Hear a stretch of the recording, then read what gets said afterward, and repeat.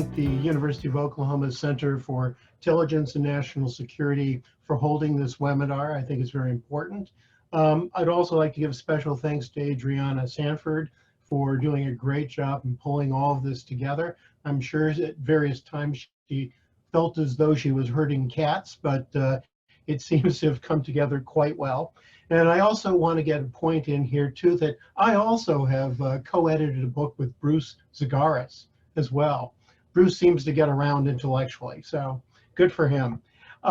You've asked me to speak today about COVID-19 and its impact on agriculture and food supply chains. It reminds me of the commercial with TD Ameritrade, where the gentleman from TD Ameritrade is trying to get an investor in various trades and keeps coming up with ideas, and he doesn't want to do it, and he finally presses him, and finally the answer is it's complicated. That's why he doesn't want to do it. When you talk about food security globally, it's complicated. You're dealing with everything from bees and locusts to digitalization to supply chains, what type of meat is available at the supermarket, even down to the question of getting yeast. For my household, yeast is important because my wife is quite the baker, but you try getting yeast at a grocery store, it's very difficult. And this reflects a lot of the changes that are occurring because of COVID-19. But even before the issue of COVID-19, global food security was an issue. And it was an issue for a number of reasons. One, in Venezuela, you have had economic and political troubles.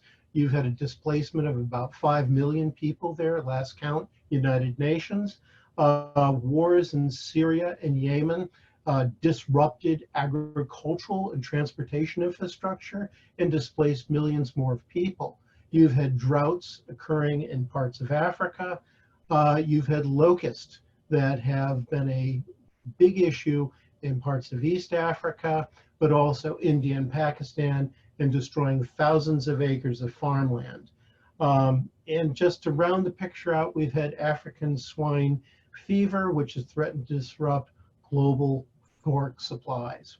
I know all this sounds almost biblical in some aspects, but one of the persons who I think has a very good grasp of all this and worth quoting is David Beasley, who's the head of the UN's World Food Program.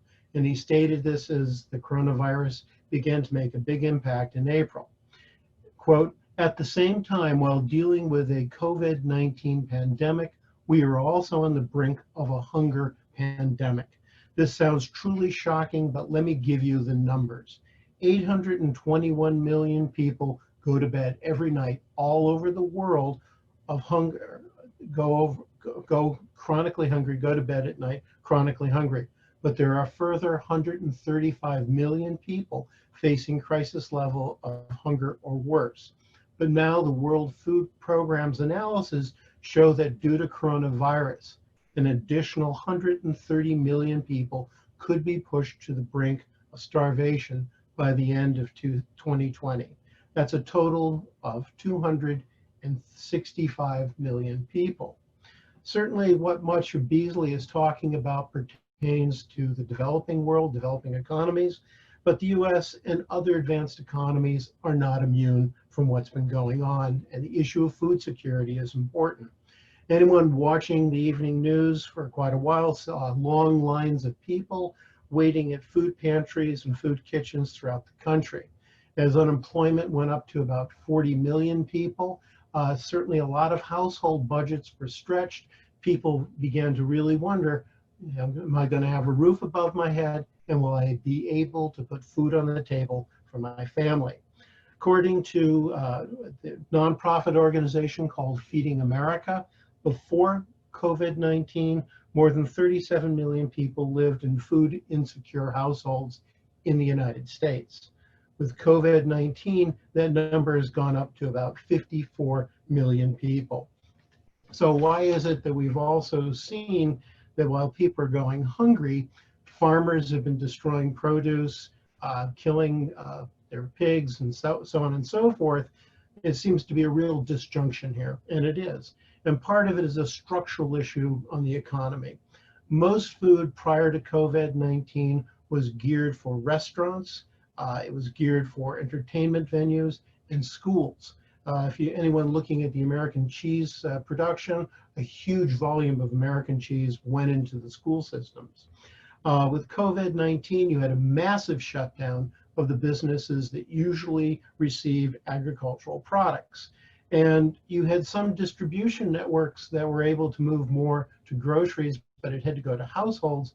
It's taken time to make a big adjustment. Digitalization's happened, e-commerce has been a big help. Companies like Kroger and Amazon have played a big role in trying to reduce the disjuncture between where the food comes from and where it ends up, which increasingly has been households.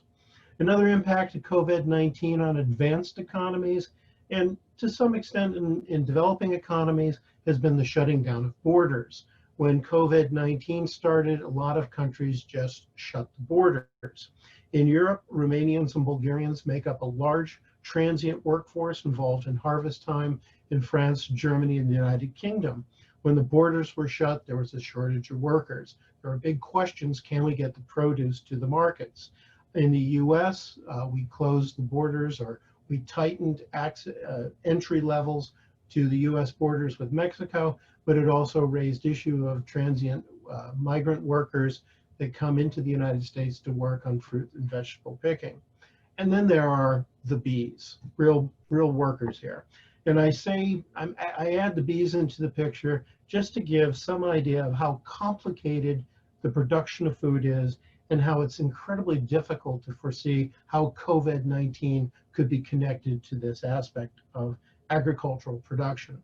But every year, honeybees gather pollen and nectar from plants, and they go from berries, melons, broccoli, and almonds.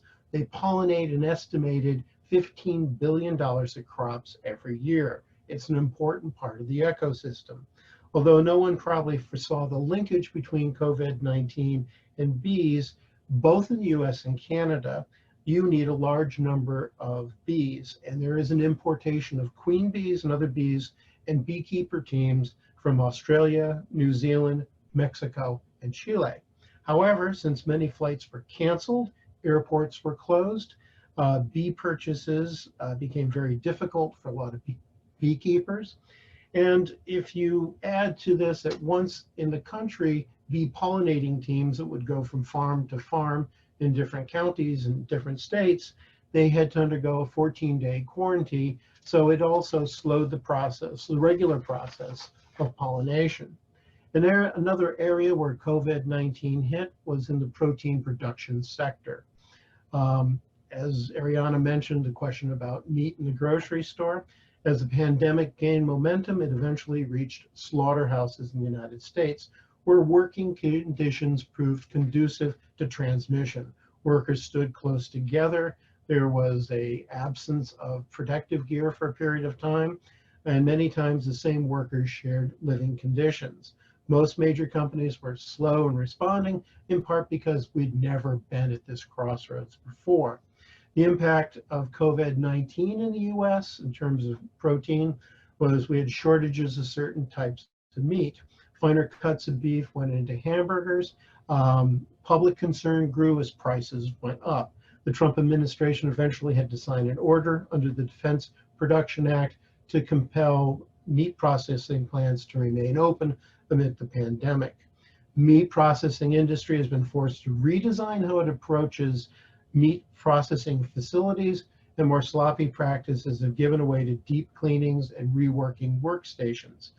Challenges to workers' safety still exist, but there is a movement towards a different work environment. One last factor in this, in terms of advanced economies, and I'll just touch upon this slightly, and that is there's household behavior.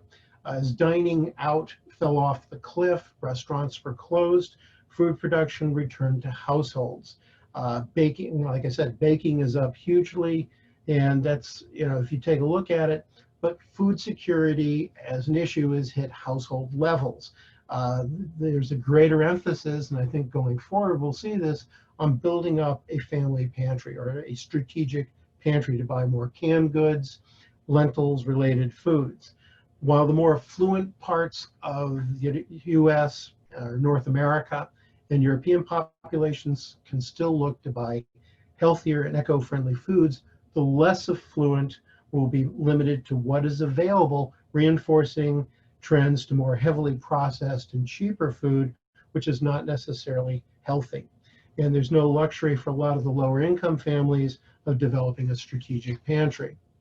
The main challenge ahead, though, we go back to the developing world.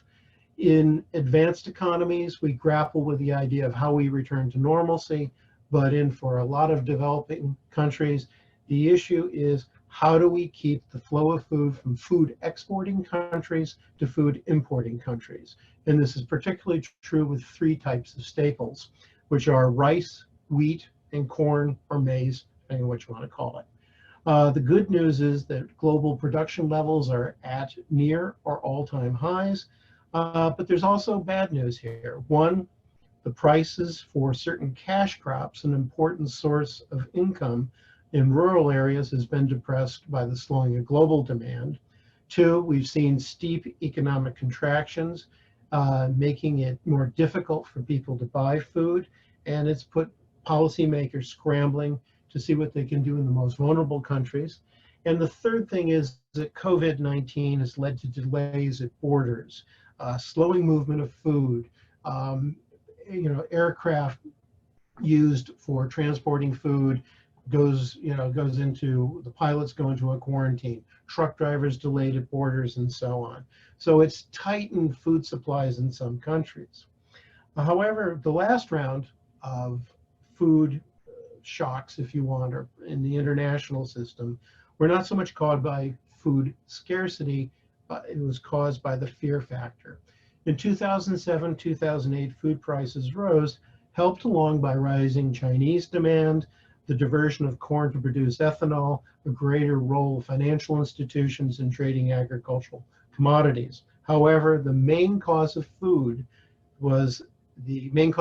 spike in prices came from food exporting countries moving to protect their consumers from price inflation by taking measures to restrict food exports. That first shock, 2007, 2008, saw a number of countries restrict selected food exports, including Argentina, Cambodia, China, India, Indonesia, Russia, Vietnam. And the result was higher food prices, food shortages in some countries, and social instability in others. Prices for food went up again in 2010, 2011, partially caused by a drought in Russia and Ukraine, which once again stimulated importers to accelerate their usual buying in anticipation of an export ban. This prompted export governments to worry about the supply for their own citizens, and they slapped on restrictions. 2012, we also had food prices stay high, and that was caused by a drought in the US, which hurt corn exports. The price rises in 2010-2012 period left a sense of vulnerability in many countries, developing countries. In North Africa, although you can't say that higher food prices caused what became the Arab Spring, and especially in Tunisia where the government was toppled, but higher food prices led to higher anxiety and certainly fit into the factors that created political change in a wide region in the following years. Looking to the immediate future, I think the words of Amber Rudd, who served as the Home Secretary in the United Kingdom, are important to help provide some perspective. Famines are political. We all know what the immediate response to famine must be: food, aid, and shelter. But we should also look hard at what else can be done earlier on. It is not the lack of foods, but the fact that some people cannot get access to the food that causes famine. The initial round of COVID-19, you did have some countries briefly flirt or briefly implement food restriction. I guess Russia, Vietnam, Thailand looked at it, but the World Bank and other multilateral organizations have been very active in making certain that the doors stay open to trade between countries. Looking ahead, there are three things I think we need to consider, and I'm beginning to wind down here, so I promise not to talk forever. COVID-19 has brought the world food security issue more front and center, in part because it has impacted both advanced and developing economies. We had food security as an issue before, but COVID-19 has made this a more urgent issue. The second thing is, if nothing else, COVID-19 has reminded us that despite our progress as a species on the planet, we still have considerable vulnerabilities.